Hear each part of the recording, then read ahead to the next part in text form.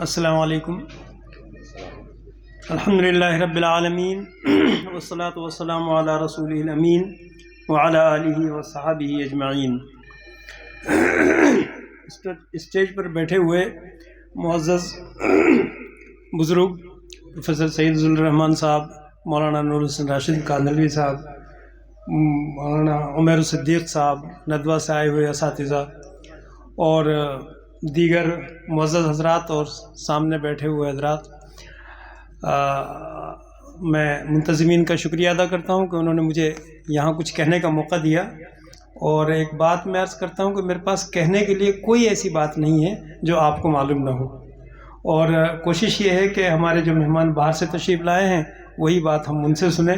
بس دو تین باتیں میں عرض کرنا چاہ رہا ہوں۔ ایک شعر کبھی کبھی زبان پہ آتا ہے، بڑی مدت میں ساقی بھیجتا ہے ایسا پیمانہ، ایسا مستانہ، بڑی مدت میں ساقی بھیجتا ہے ایسا مستانہ، بدل دیتا ہے جو بدلا ہوا دستور میخانہ۔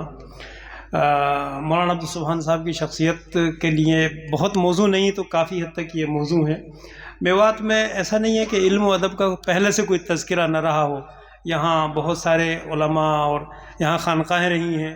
میں ایک دفعہ سیکری میں گیا، وہاں میں نے مزارات ڈھونڈے، 16 ایسے بزرگوں کے مزارات ملے جن کے بارے میں لوگ نام کے ساتھ جانتے تھے کہ فلاں بزرگ کا مزار ہے، جبکہ آزادی کے بعد آپ کو معلوم ہے کہ کیا گزری ہے یہاں اس علاقے پر۔ اور ہماری خوش بختی یہ ہے کہ ہمارے اس محفل میں ایک بڑی شخصیت پروفیسر سید ضلع الرحمان صاحب کی موجود ہے۔ پروفیسر سید ضلع الرحمان صاحب کا جو خانوادہ ہے وہ صدیوں سے اسی علاقے میں رہا، ساکرس میں رہے، اور تقریباً 250 سال پہلے اس ساکرس سے تجارہ منتقل ہو گئے، 250-300 سال پہلے، اور پھر تجارہ سے اب وہ بھوپال منتقل ہو گئے۔ تو ان کے بزرگوں نے یہاں بڑی خدمات انجام دی، تجارے میں خانقاہیں تھیں۔ میں پٹنہ گیا تو ایک صاحب اسپیشل ملنے کے لیے آئے کہ آپ تجارہ کیوں لکھتے ہیں، بلکہ تجارے کا ہوں، کہ وہی تجارہ جہاں خانقاہ شعیبیہ ہے۔ پھر انہوں نے بڑا اشتہار دکھایا مجھے خانقاہ شعیبیہ کا۔ تو ان کے اثرات باہر بھی رہے ہیں پہلے، لیکن مولانا عبدالسبحان صاحب کی جو ایک بہت امتیازی شان ہے وہ یہ ہے کہ انہوں نے ایک ایسا سلسلہ شروع کیا جس کا تسلسل موجود ہے۔ مضمون لکھا تھا، اس کو کیا سناؤں میں، ایک دو باتیں میں عرض کرنا چاہتا ہوں۔ مولانا عبدالسبحان صاحب نے جو یہاں خدمات انجام دی ان کے کئی پہلو ہیں۔ ایک تو یہ کہ جنگ آزادی، اس وقت برطانیہ کا قبضہ، جنگ آزادی کے لیے انہوں نے ایسے مجاہد تیار کیے جنہوں نے واقعی اس علاقے میں تو آگ لگا دی۔ مولانا ابراہیم صاحب کا ذکر اکثر آتا رہتا ہے، اور بعض لوگوں کو حیرت ہوئی یہ سن کر کہ مولانا ابراہیم صاحب نمک آندولن میں ساتھ تھے گاندھی جی کے۔ مولانا ابراہیم صاحب، مولانا سلیمان صاحب، ایک خاتون ہے وہ ان کا یہیں اٹاوڑ میں 1857 میں ایک خاندان میں 4 بھائی تھے، انگریزوں نے حملہ کیا، مقابلہ کرتے ہوئے چاروں مارے گئے۔ 2 بہنیں تھیں، دونوں تلوار چلانا جانتی تھی، وہ آئی وہ بھی مارے گئی، دونوں بھی 6 کے 6، ایک خاندان کے 6 فرد مارے گئے، جنگ آزادی کے مجاہد تھے، کوئی جانتا بھی نہیں۔ تو اب تو تھوڑا بہت مولانا ابراہیم صاحب کی اہلیہ کے اوپر میں نے ایک چھوٹا سا کتابچہ لکھا تھا، اس پر کسی نے کچھ ٹویٹ وغیرہ کر دیے تو کچھ تذکرہ ہوا، تو مجھے حیرت ہوئی یہ جان کر کہ وہ خاتون جن کا انتقال سن 1995 میں ہوا ہے، اس کے گاؤں میں لوگ پوچھ رہے تھے کہ یہ خاتون تھی کس خاندان کی، کس کی اولاد میں تھی۔ اتنی بے خبری ہے، حیرت ہوتی ہے۔